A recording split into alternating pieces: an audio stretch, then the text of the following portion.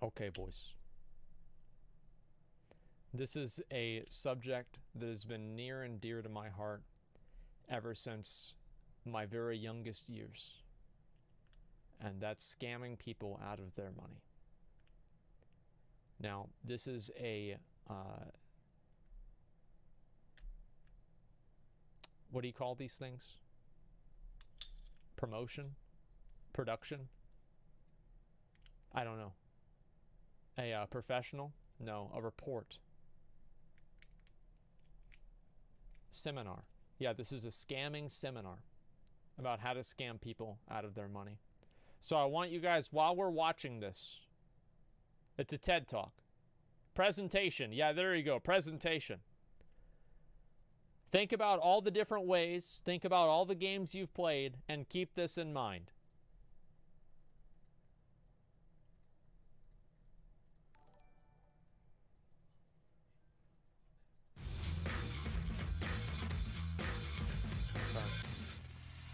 Oh my god! Look at that like and dislike ratio. Holy shit. Didn't you already watch this? No, I didn't. I watched a video that looked at... We watched a video that referenced this and showed a few clips from it, and I was like, wow, this is really, really good. I want to watch this whole thing on my stream. And so that's what we're doing now. Hello. I'm here to talk about monetization. It's Let's Go Whaling. It is about a summary of a huge bunch of behavioral psychology. So the tricks on how to monetize a game well. Some of you will probably be slightly shocked by all the tricks I have listed here, but I'll leave the morality of it out of the talk. We can discuss it if we have time later. He doesn't give a fuck. That's basically what he's trying to say. He's like, we'll talk about the morality after the, you know what, let's just talk, yeah, all right, let's get on with the show. That's basically what he's doing. He doesn't give a fuck. So, let's dive right in. First off, Wall Street trader and an oil sheikh got into a fight. Who won? You guys did. This is to remind you that a lot of you think about like the investors that are sitting there at the thing with like their arms over like crossed on top of their big fucking bellies, just laughing this shit up, dude. Like you can just hear them in the background. Keep that in mind. The spend comes from the high paying guys, the whales, and the very best way to get these guys to spend is to get two rich competitive guys to fight each other and tell them, I'll give you a slight upside if you pay me. Next off, to remind you that the best way to make sure of both your retention and your monetization is to make sure you have enough of an in-game economy in there. What economy? Up there is actually clearly lowballing it. Top grossing games have in-game economies worth tens of thousands. That's how you can keep... I like how like the strategy to like, here's how to make a lot of money, is put a lot of things in the game that are worth a lot of money in the game, and then people will buy them. That's smart. People in there, they have lots of things to do, stuff to upgrade, to progress along, and that's how you can make them spend a lot as well, since you can, for instance, give a huge discount on something, you know, this stuff is worth 150 euros, but now I'll give it to you for 5. If your whole in-game economy is worth less than 150, you cannot do that, of course. It's true. So now, that's true. A few of these... So artificially inflate the prices and have so many things in the economy that you can actually do these huge like fire sales and then convince people to buy them that way. That's actually really fucking smart. He's Finnish, not Swedish. Who cares? Like frameworks on how to think of stuff. I've seen suggestions to model what you sell according to Bartle types. I assume you're all familiar with Bartle types. The achievers want to progress in the game. The socializers want to speak to other people. Those are the role players. The killers just want to compete and kill each other. And the explorers are the guys who are after stories. Those are the casuals. And experiences. Yep. So this is from Will Luton's suggestion to you sell convenience to the achievers, which really means faster progress. Okay. Customization to socializers, hats and stuff. Competitive advantage, that is pay to win for the killers, and content for explorers. Now, the reason I highlighted convenience up there or progress is that most of your sales will be here. Customization, hats and stuff, they're nice, but you'll have a single-digit percentage of your income coming from that if you do both that and progress. So this is like what he's saying. These are the different ways that you use to basically fucking scam people out of their money. Now, number 3 is the pay-to-win one. This is the one that for some reason people are not okay with. So they don't want to have the competitive advantage for the players. But the other 3, oh man, people will eat that shit up like it's candy. They don't give a fuck. Competitive advantage is good, but you can go overboard with it and have an unbalanced game. Which is, if it's too clearly pay to win, people will stop playing. Yep. And content... You have to trick them, make them think that it's not pay to win. But it is, and that's why you get them to pay. It takes a lot of resources and time to do that. Selling content is very expensive. Hardly any team can keep up producing content at the pace needed. Yeah, it's basically expansions. This one I like a bit better. Hook Habit Hobby. This is a model from selling drugs to kids. Dmitry Dravano of Flare Games. It's a model for how people progress in a game. The hook is what gets you into the game to try out a free-to-play game. Then you build it into a habit that you play multiple sessions every day. And then at the end, it's the hobby phase where people smoke weed every day. See it as one of their main hobbies, and they put lots of time and resources into it. Now, if we look at this from a monetization perspective, the hook is where you put up an icebreaker. You want to give a really, really good deal, something that's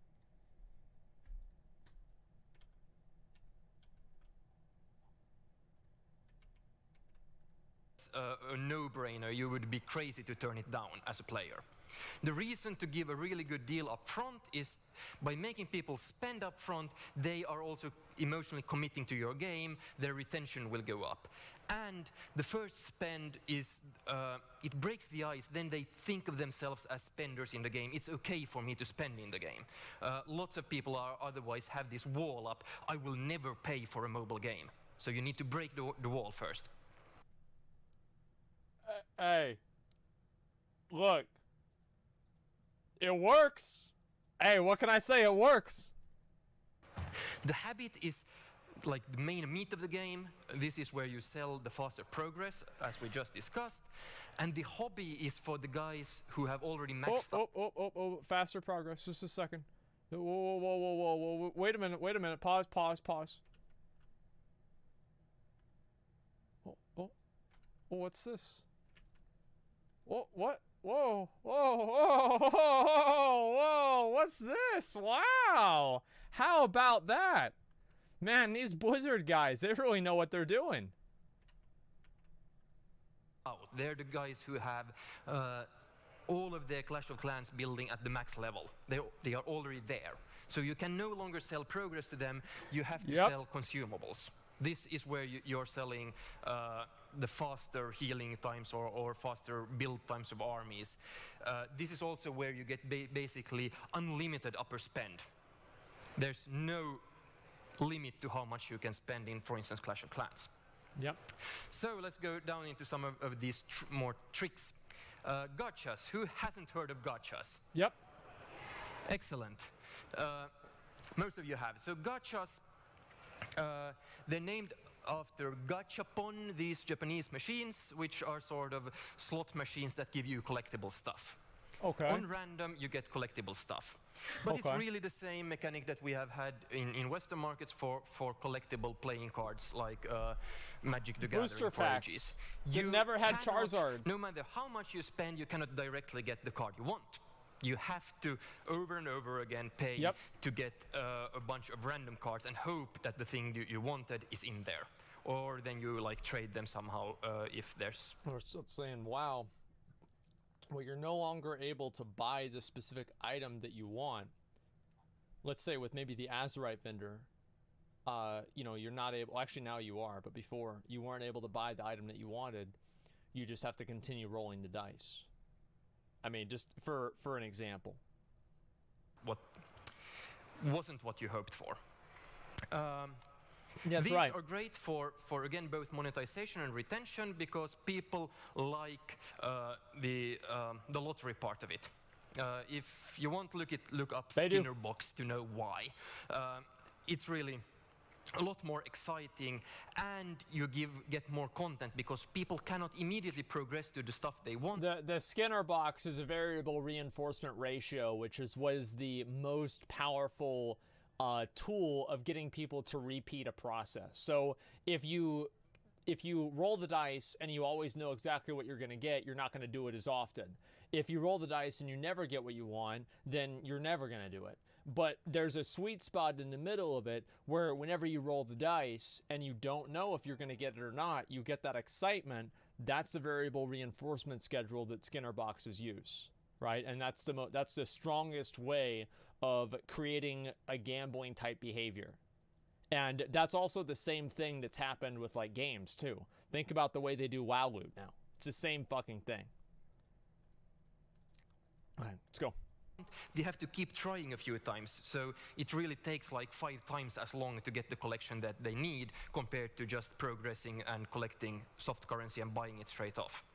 Titan Torque. Okay, then think about how you want to get to your millions. Do you go the king route of having a huge King is owned by Blizzard. volume of players and a fairly modest lifetime value for each spender? Yep. Or do you go the machine zone route of having a very hardcore game that like 95% of the population is going to look like, what is that? But the 5% that actually do play... I just want to pause this right now. Just give me 1 second, guys. Somebody reminded me of something that was extremely important that I don't know what I was thinking. I don't know what I was doing, but I'm a big fucking idiot. I am not farming these mounts while I'm AFK on my alt characters. I'm such a piece of shit. And so please, if you have the Arachnid Harvester or the Rust Feather up on your realm, please invite Thug Fresh on the realm Kel'Thuzad so I can get these items as well, okay? I need to be AFK farming these. You even killed them on your man. Not today, but I know that this guy's already there, so I'm going to go on him first. They will spend a lot. Yes. Just know where you stand on this. Hot State. There's an excellent book about behavioral psychology called Thinking Fast and Slow. This is the fast thinking. I'm telling you that the fast thinking mode is what you want. The slow thinking is your analytical brain. This is how I made the good sale. I made a really, really good buy for the Rooster mount. After he explains it, I'll tell you guys what I did. 12 times 47. I'm sure all of you can answer that, but you have to start your actual thinking brain to do that. Now, if I say, complete the sentence, bread and everyone thought butter. So I that's thought the wine. fast thinking. Our brain works in these 2 modes, and starting the analytical part of your brain is too much to ask for a spend. How it applies to games is make stuff immediately useful, immediate gratification. If you have a level-based game and you sell some boosters up front, for instance, a coin doubler or some other stuff that will help you, people will have to analyze and think it through. These things are good for me. These will help me progress before they do it. Yeah. And they won't do that. If, on the other hand, you do like, for instance, in this temple run, once your game is over, save me, I have a few seconds to spend hard currency and I get to continue. Or similar in Candy Crush Saga, at the very moment that I've lost, I can see I just played a bit more, I can pass it. Make it immediately useful. Loss aversion. What I did, this is a very, very good way of buying things and also selling things, is immediacy. Use immediacy as a selling point. The person that I was buying the Rooster from originally had it up for 7.5 million gold. He asked me for more than what I had wanted to buy it for, and so I told him that I didn't want to pay that, but if he'd give me the price that I wanted, I would buy it right then and there. Creating that immediacy and that sense of urgency is probably one of the best ways that you can add value to a purchase without actually adding value to a purchase. And I used to do this all the time. It is, and also it's a very good way to manipulate people who are not very good at having delayed gratification. A limited time offer. Let me think, like other different things that, let's see.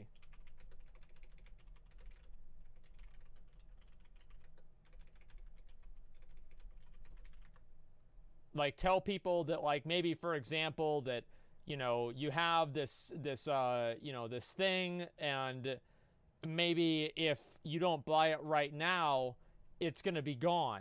Or, you know, I've got the money right now, but tomorrow I've got to pay my rent, or, you know, I've got a bill coming due tomorrow, so by that time I won't have the money. So you better go big, and at the end you'll save bigger. Okay, limited edition. Yeah, exploit the proletariat swine. Exactly, yeah. So there's plenty of different ways to do this, okay, guys, just so you understand. Tell people to trade it for thousands of years. Oh, yeah, no, this guy isn't saying anything that's new. He's just using a different avenue to say it. This is, people are much more attached to the stuff they have than an equal amount of things that they can gain. Which means that if I give you an offer, I'll flip a coin. If it's tails, I'll take 100 euros from you. If it's heads, I'll give you 120 euros. Who would take the bet? No one. No.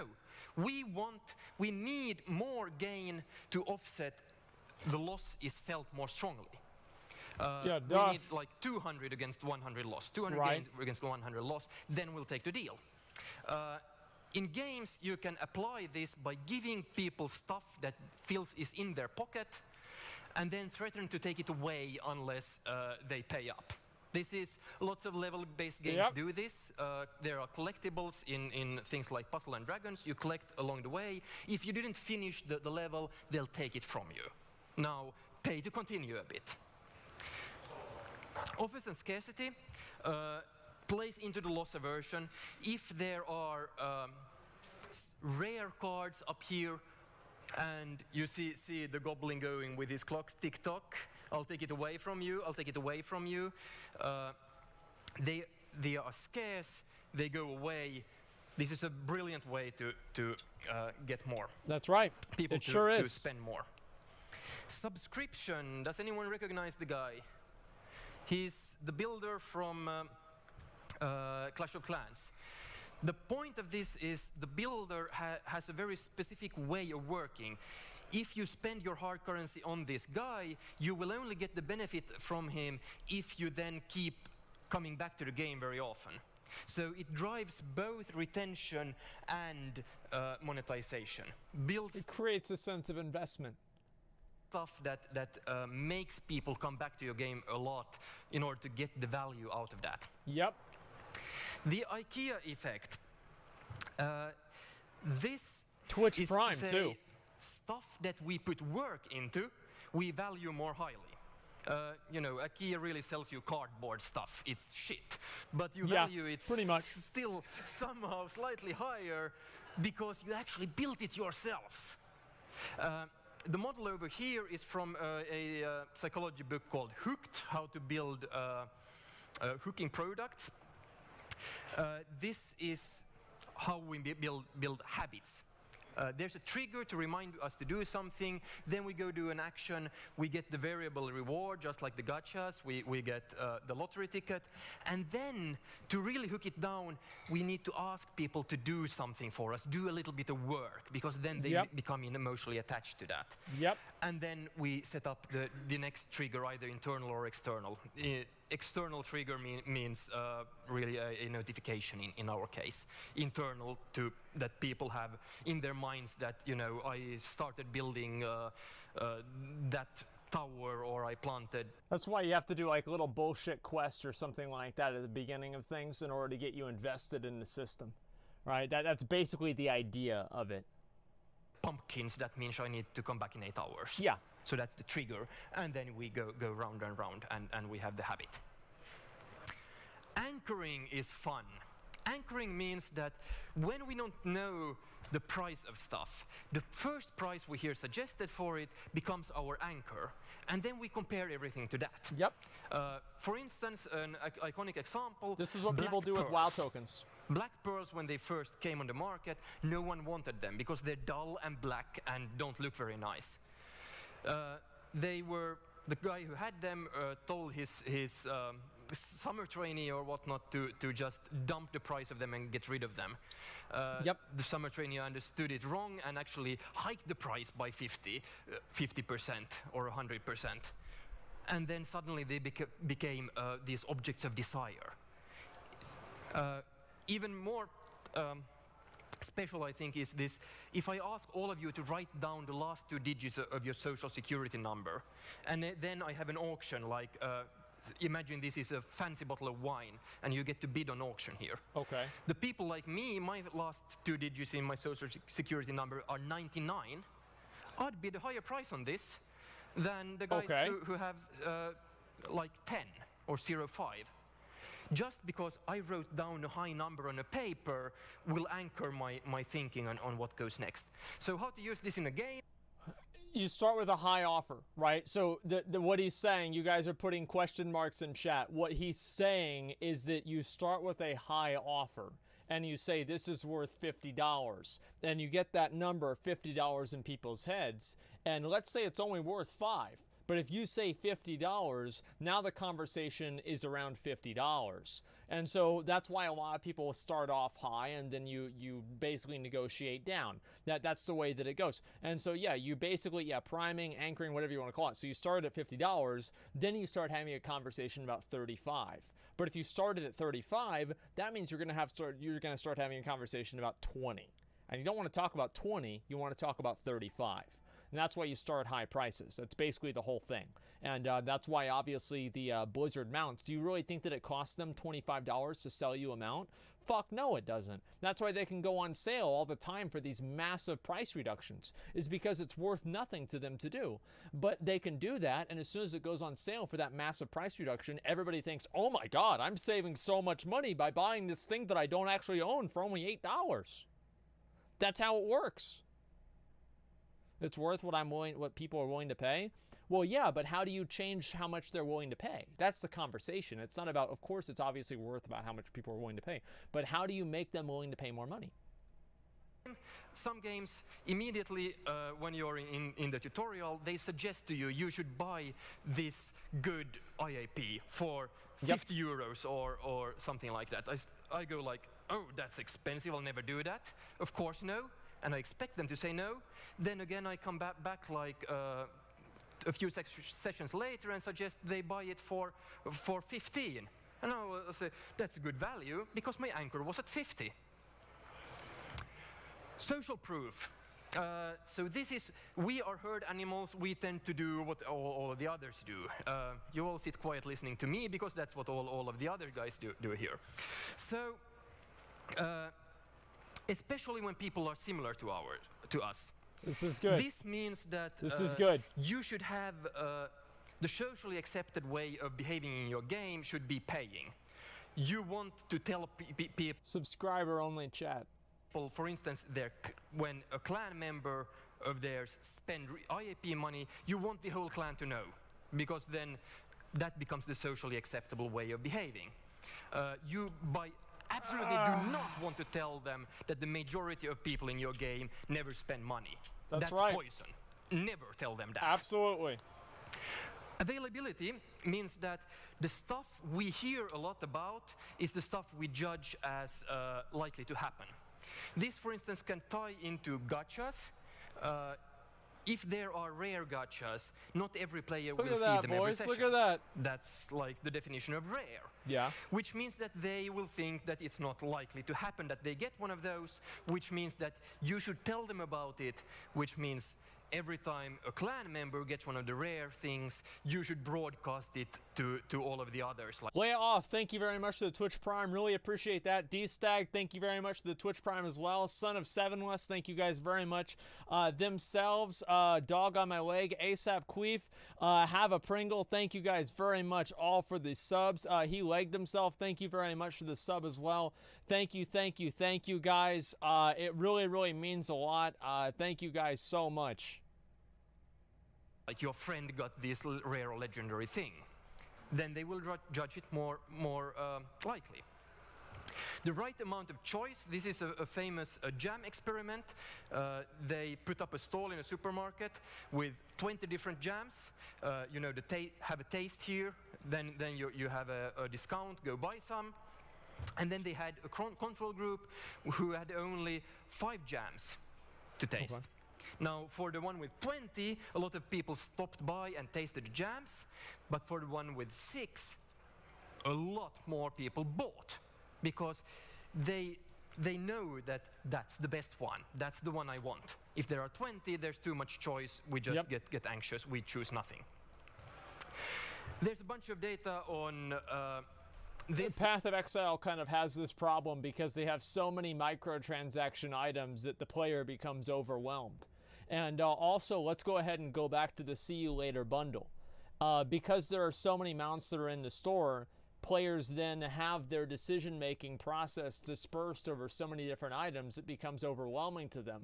So Blizzard counters that by removing some of those items from the store, so then players can focus their decision-making process on fewer amounts of goods. So this is, yeah, I mean, there it is, only 6 items at a shop at a time. Not 6. PoE also put in loot crates. PoE is also free. Okay, like, keep that in mind. PoE is free. That whales take longer time to convert. This is just another reminder for you to have content for a bloody long time. The core loop goes through the store. Have an example, hill climb racing, because it's so fantastically minimal and nice. You do your action, your in-game, your core game there, and you go straight into the meta game where you do the upgrades, and then back there. So the loop always goes through the meta stage where your store, where you're spending money. Labeling. Like, for example, like, let's say maybe you have like a menu that you have to always go to, and shop is right below help. It's right there on the main menu. Just for example. I mean, I don't know like about that, but just like for example. Technique, I haven't seen this actually done in a game, but it's interesting. It should work. If we tell people they are a certain way, if we compliment them on being nice, good citizens, they are more likely to behave as nice, good citizens. So you should actually tell your players that they are generous individuals who have a taste for good art and want to support their game developers by paying you and buying IAPs. Related to that, also to telling people the reason to do something makes them much more likely to actually follow through and do that. Spend because. So, for example here, Blizzard used this methodology on the sale of the Hogris mount, right? Is it like you're basically saying that, you know, you're buying the Hogris mount for good fortune? Well, look at even the name of the Hogris mount. Isn't Hogris the mount of good fortune? Think about that. It's the same fucking thing. It's a little bit different. It's a little bit more abstract, but it's the same general thing. Pretty sure you can't press escape to the shop, unlike many other in-game menus. I don't know about that. Reasons. The reasons don't even have to be that good in order for this to work. And last, here are remember, there are 4 ways of progressing in games in general. You can have a skill-based game, you can have a luck-based game, you can have a game where you just progress by grinding, or you can pay to progress. Make sure that your games aren't too skill-based. I made that mistake myself. A too skill-based game, you don't get people to pay you because there's no reason to. Nope. So make sure grinding and paying are legitimate versions of progressing in the game. Like buying store mounts?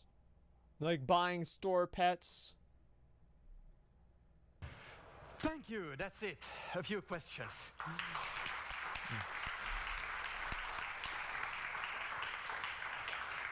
Any questions at all? No? Okay, well, thank you very much. Thanks. I'll give one more in case you didn't have questions. Reciprocity is a very, very strong mechanic. If I give something to you, if you give something to me, I feel obliged to give something to you. To trigger that, however, we need 3 different criteria.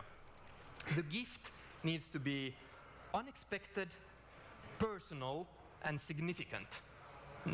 It can't feel like something Gifted subs.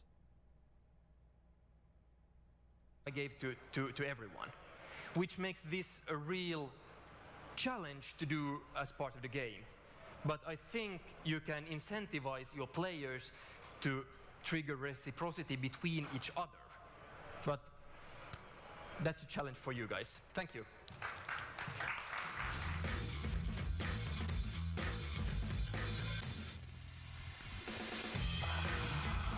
Grassmaster, thanks for the 5 subs, man. Appreciate that. Thank you, thank you, thank you.